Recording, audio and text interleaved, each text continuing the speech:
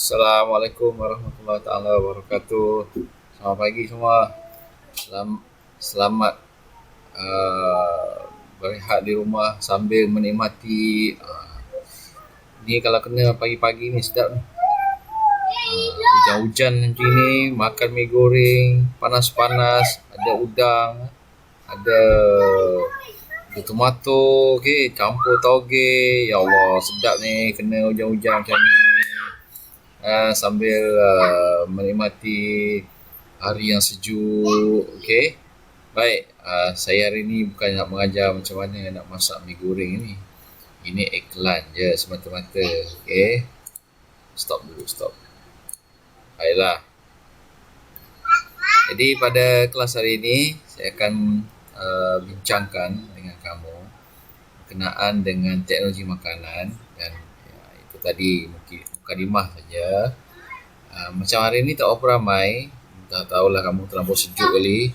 Dan bagi sesiapa yang baru bangun, sila lengkapkan dulu perkara yang awal-awal saya post di grup tadi. Kemudian baru buka YouTube yang ni Dah buka YouTube ni, maknanya dah buat lah yang tadi tu, yang awal-awal saya bagi tu. Okey, saya nak bincang pagi ni, tak banyak, tak lama, sekejap je, berkenaan dengan teknologi makanan. Okey, ini adalah buku teks kamu. Kamu boleh buka buku teks dan pergi pada muka surat 145. Okey, dan kalau kamu kenal gambar ni, gambar ni sebenarnya kelas kita yang lepas dan dia sememangnya ada dalam buku teks. Kalau saya tengok macam tak ada yang perasan, bermakna kamu tak buka buku teks lah masa ikut kelas saya minggu lepas. Okey, tak apa. Jadi pergi kepada muka surat 146. Okay, this is 146. Berkaitan dengan reka bentuk makanan. Okay, saya nak describe sikit tentang reka bentuk makanan dari segi takrif dia dan juga apa yang dimasukkan dengan reka bentuk makanan. Okay. Ini dalam buku teks memang ada. Okay, saya buka ni pun memang buku teks pun.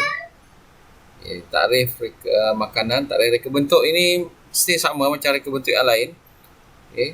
Tentang idea terancang ni sama je.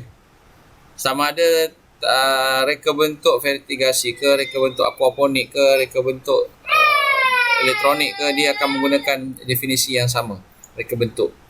Yang berbezanya yang depan ni, takrif makanan. Sekarang ni, makanan ni maksudnya sesuatu yang boleh dimakan dalam bentuk pepejal atau cecair. Kemudian dihasilkan daripada haiwan ataupun tumbuhan. Kalau yang dihasilkan daripada manusia, tak boleh makan. Itu dah pelik dah tu. Okey. Ciri-ciri makanan terdiri daripada pelbagai tekstur. Tekstur ni permukaan kasar dia, rupa dia, rasa, bau dan warna. Okey. Takrif reka bentuk makanan iaitu satu cara, satu aktiviti untuk realisasikan idea. Okey, kamu ada idea tentang makanan dan membabitkan inovasi dan kreativiti. Ianya dipengaruhi oleh permintaan, budaya, sosial, tempat dan cara hidup. Dia macam ni. Ada setengah makanan asasnya sama. Contohnya kuih pau. Kuih pau sama saja kuih pau. Kuih pau di Semenanjung pun begitu juga rupanya. Kuih pau di Sabah pun begitulah rupanya. Okey, kalau kita tengok kalau kita Google kuih pau. Kuih pau. Okey. Asal kejadian kuih pau rupanya memang begini. Inilah putih bulat gini, memang inilah asal kejadiannya. Tetapi seiring dengan perubahan tempat, zaman, ataupun ikut pada permintaan, kalau dahulu kuih pau selalunya intinya adalah kacang merah. Sekarang ni inti kuih pau dah pelbagai. Ada inti kari, ada inti sardin, ada inti kacang kacang tanah, Mungkin yang terbaru ni ada inti pizza, ada inti nanas, namanya kuih pau. Tadi dipanggil kuih pau juga. Tapi bila diubah suai intinya, maka ia sudah menjadi ia sudah berciri-cirikan teknologi makanan dan ada nilai-nilai kreatif.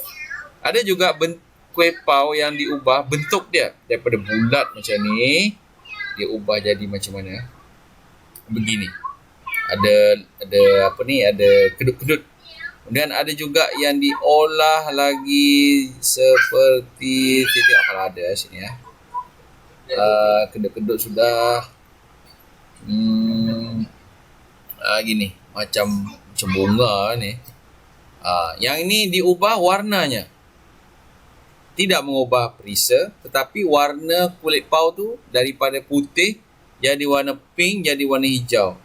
Kononnya pink ni kacang, hijau ni adalah pandan. Tapi sebenarnya ia tidak melibatkan perubahan rasa pada tepung kuih pau ni. Ia hanya melibatkan perubahan warna, dia campur dengan pewarna makanan saja. Okey. Ini ada perubahan sikit bentuk. Okey, ada perubahan bentuk. Ada lagi tak? Ada lagi kuih pau. Okey, setakat itu saja. Okey, saya rasa tak ada lagi kot. Okey, kemudian kita tengok balik buku teks kita. Okey. Inovasi dan kreativiti dipengaruhi oleh budaya, sosial, tempat dan cara hidup. Mungkin kuih pau di Sabah macam yang kita biasa jumpa tu.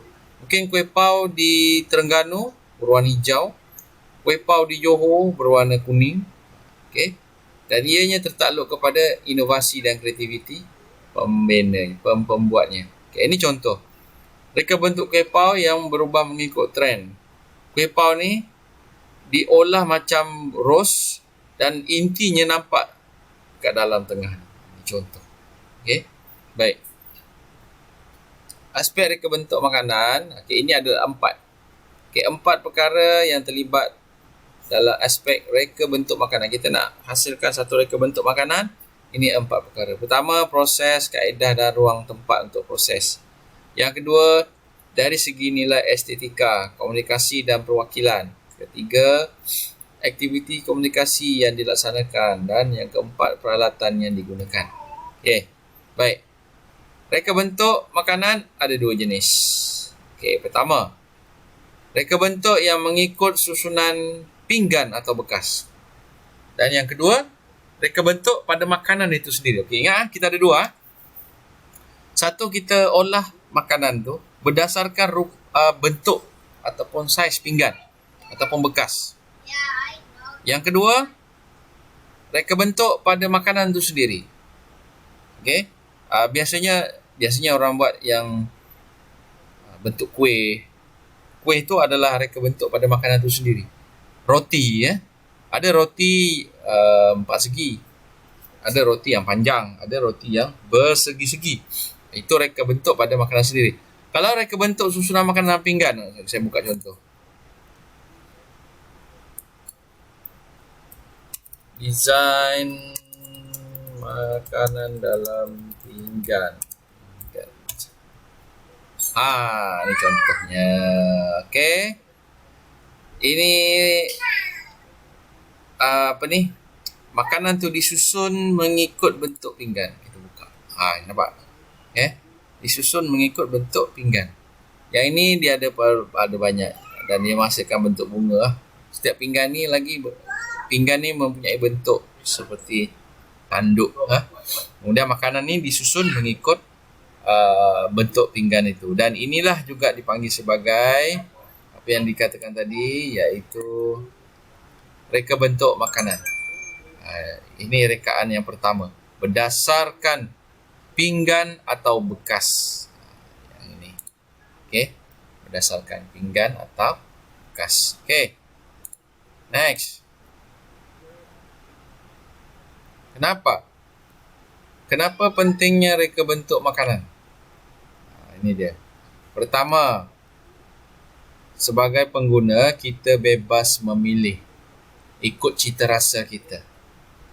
Kalau kamu pergi ke jamuan, sebagai contoh lah, nanti Tapi tahun ni mungkin tiada lah kali. Tahun lepas ada. Jamuan akhir tahun. Okay. Jamuan akhir tahun kelas tu. Kalau kamu tengok diorang susun makanan kan. Kamu sendiri susun makanan. Ada setengah daripada kamu tidak mau mengambil tu makanan. Sebab apa? Ia tidak menarik perhatian. Belum rasa lagi. Ada daripada setengah kamu tengok makanan tu, cantiknya, tersusun rapi. Rasa belum tentu lagi. Tapi kamu ambil itulah dulu. Itu maksudnya. Kita ada kebebasan memilih sebagai pengguna. Okay? Contohnya juga kalau kita tengok kalau siapa yang biasa pergi secret recipe. Okay? Dia punya kek tu, dia susun dalam cermin rapi-rapi kan. Dihias-hiasnya. Hias-hias itu semua adalah untuk memancing cita rasa pembeli. Rasa dia sama je di antara satu kek dengan kek yang lain tu. Sama saja. Tapi yang menjadi tarikan adalah cara hiasan kek itu dibuat. Yang kedua, nilai estetika. Nilai estetika ni maksudnya nilai-nilai macam nilai seni, nilai cantik, kecantikan. Itu maksudnya nilai estetika. Okey. Yang ketiga, melindungi etika sosial. Melindungi etika sosial maksudnya tidak menyentuh. Okey, maksudnya bila buat satu makanan itu dia mengutamakan rekaan flora, fauna jarang lah. Kamu nak makan kuih pau bentuk kepala lembu, mana ada, takut nak makan. Tapi kalau bentuk bunga, insya-Allah boleh makan. Okey. Kalau bentuk bentuk kebanyakannya bentuk flora lah, setahu saya bentuk bunga, bentuk daun, insya-Allah boleh dimakan. Bukannya benda tu tak boleh makan, boleh, tetapi keinginan untuk makan itu itu mau dijaga. Okey, dan kita tak boleh buat makanan yang menyentuh sensitiviti kaum dan agama, tak boleh, dilarang. Okey. Adalah bentuk-bentuk yang mencerminkan agama sesuatu kaum. Kamu buat kek, bentuknya ada, bagi contoh lah, bentuk salib, berani orang makan, tutup tak boleh makan, dan ianya sensitif, dilarang. Yang ke ABCD 4. Okey, memberi faedah kepada pengusaha. Ini inovasi reka bentuk. Okey.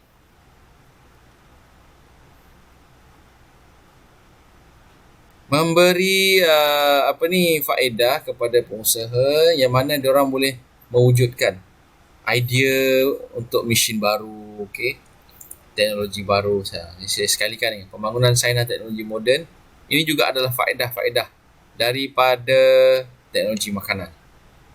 Dan yang ke-6, kepelbagaian etika budaya. Yang ini, setiap masyarakat, setiap bangsa ada dia punya identiti makanan dia sendiri. Kalau kita di sini bahasa Brunei, okey, apa dia punya identiti makanan? Jawab. Yang daripada Bambangan. Okey. Majoritinya bangsa apa ya sana? Bukan Brunei kan? Apa identiti makanan? Kalau yang daripada masyarakat Kadazan, apa identiti makanan mereka? Okey. Sedangkan orang Bisaya pun ada dia punya makanan tersendiri. Alangkah lagi Cina, India. Orang Melayu sendiri, ketupatnya pun ada pelbagai jenis. Macam ni ketupat palas. Ni cencurut ni, ni masyarakat mana? Kuih cincin ni, masyarakat mana? Ini semua adalah menjadi identiti. Identiti satu masyarakat ataupun kaum. Okey? Baik. Ini adalah tajuk tentang alatan untuk menghasilkan dan juga membuat penyediaan bentuk makanan. Kalau kita sambung sekolah, insya-Allah kita akan buat kelas ni. Kita akan gunakan sebahagian daripada peralatan ni. Semua peralatan ni tak ada. Tapi mungkin boleh tengok dekat catering. Catering insya-Allah ada. Kalau tak ada pun kita guna je lah, Google je lah kan. Sebab alat-alat ini memang tak semua ada dekat sekolah. Okey, ada yang biasa sajalah. Tapi Setahu saya kalau di kita di Beaufort ni, college community ada menawarkan kursus untuk rekaan mengukir buah-buahan. Dan itu juga adalah salah satu daripada teknologi makanan. Okey. Ini alatan menghias. Siapa yang beliau kakak ke yang buat kek kat rumah, insya-Allah benda-benda ni ada kat rumah dan kamu ada lihat Alatan menghidang ni semua adalah pinggan ke, mangkuk ke, talam ke, okey, pinggan panjang, pinggan pendek, pinggan bulat, semua ni kalau beliau kamu insya-Allah ada semua ni. Cawan ni cawan tinggi, cawan rendah, gelas pendek, gelas panjang. Perkakas untuk memasak, menyediakan makanan, teknologi makanan, blender, okey. Saya rasa semua kamu ni ada ni. Kecuali ni lah, yang mahal ni. Yang orang kaya insya-Allah ada semua ni. Yang tak berapa kaya insya-Allah ada juga. Tapi bukan sekarang, akan datang. Okey. Tapi biasanya normalnya lah yang saya rasa ada kat rumah paling inilah adalah ketuhar ada. Ketuhar biasa saja tu. Ada yang bulat blender insya-Allah ada. Tapi kalau mana-mana yang tidak ada langsung, tidak mengapa. Kamu kerjalah nanti, belilah semua peralatan ni. Dah ada duit sekarang, beli setiap satu ni beli. Blender beli, perut nasi elektrik beli, juicer beli, ketuhar beli, pengadun roti beli, pengukus elektrik beli, pengadun besar beli, ketuhar gelombang mikro pun beli. Beli. Lepas tu simpan kat rumah dan jadi seorang pengusaha makanan, buat kek ke, biskut ke, roti dan sebagainya. Okey. Boleh buat duit tau. Okey. Baik. Di bawah ni adalah tajuk tentang pembungkusan. Pembungkusan ni saya akan masuk pada kelas yang berikutnya. Okey, bukan pada hari ini. Dan tajuk-tajuk ni insya-Allah akan saya keluarkan dalam final nanti. Ini tajuk pembungkusan. Ini kita bincang nanti kelas yang berikutnya tentang pembungkusan. Okey, sampai di sini saja untuk hari ini. Ada satu tugasan selepas ini. InsyaAllah teruskan berada di WhatsApp group. Assalamualaikum.